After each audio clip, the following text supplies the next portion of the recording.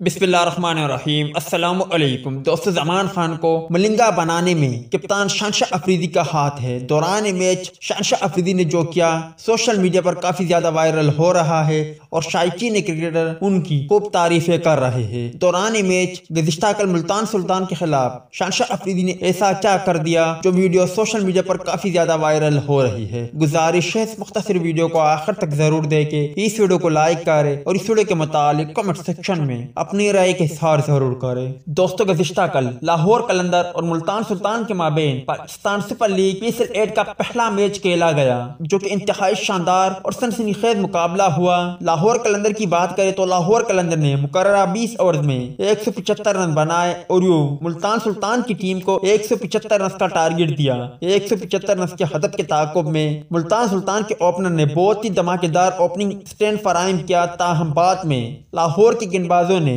फिर आखिर मुल्तान की टीम को काबू किया और सनसनीखेज मुकाबले के बाद नाकाबिल यकीन फतह हासिल की। मगर इस दौरान अगर बात करें तो जमान खान को मलिंगा बनाने में शानशाह अफरीदी ने बहुत अहम किरदार अदा किया। आखिरी ओवर के लिए पहले डेविड वेजा आए। डेविड वेजा पर शानशाह अफरीदी ने इत्तेमाद नहीं किया। उन्होंने जमान खान को बुलाया क्योंकि इससे पहले भी पाकिस्तान सुपर लीग PSL 7 में जमान खान लाहौर कलंदर को मैच जितवा चुके हैं और गुज़िश्ता कल भी उन्होंने जमान खान पर इत्तेमाद किया। इसके अलावा दौरान मैच जब जमान खान ने अपने और मैच के आखिरी ओवर की चौथी गेंद पर मुल्तान सुल्तान के बल्लेबाज को रन आउट किया तो उसके बाद उनका हाथ विकेटों से लगते हुए उन्हें तकलीफ हुई। ये देखते हुए शानशाह अफरीदी जमान खान के पास आए, उनका हाथ पकड़ा और उनको मसलते रहे और साथ ही साथ उन्हें प्यार करते रहे, जिस पर शायकीन क्रिकेटर कह रहे हैं कि जमान खान को मलिंगा बनाने में शानशाह अफरीदी ने जो किरदार अदा किया वो हमेशा याद रखा जाएगा।